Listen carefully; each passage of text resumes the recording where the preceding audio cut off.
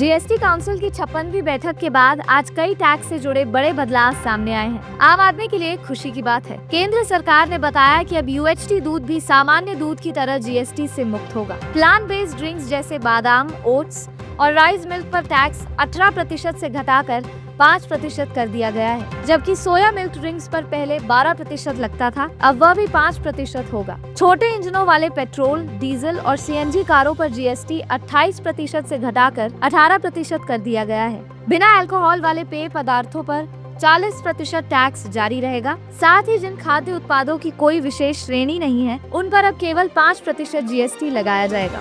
सभी प्रकार की भारतीय ब्रेड जैसे रोटी, पराठा, परोठा और पिज्जा ब्रेड को भी टैक्स से छूट मिल गई है। सरकार ने कहा कि चिकित्सा उपकरणों पर अब 5% जीएसटी लगाया जाएगा, कुछ विशेष वस्तुओं को छोड़कर। टॉयलेट सोप बार पर टैक्स घटाकर 5% कर दिया गया है, जबकि तरल साबुन पर अलग दर रखी गई है। असली शहद पर टैक्स कम और नकली शहद पर ज्यादा रखा गया है, ताकि प्राकृतिक शहद को बढ़ावा मिले। पनीर में केवल पैक और लेबल वाले उत्पादों पर बदलाव किया गया है। सरकार ने बताया कि टैक्स पूरी तरह माफ करने से इनपुट टैक्स क्रेडिट का नुकसान होता है, जिससे लागत बढ़ती है, इसलिए राहत दी गई है, लेकिन छूट पूरी तरह नहीं दी गई है। किसानों को ट्रैक्टर पर आंशिक राहत इसी वजह से दी गई है। वही कुछ लग्जरी और हानिकारक वस्तुओं पर 40% टैक्स दर लागू की गई है, ताकि सेस खत्म होने के बाद भी राजस्व पर असर न पड़े। वहीं सिगरेट, बीड़ी और बिना प्रोसेस तंबाकू पर पुरानी दरें ही लागू रहेंगी, जब तक मुआवजा सेस का कर्ज पूरा न चुकाया जा सके। The north news,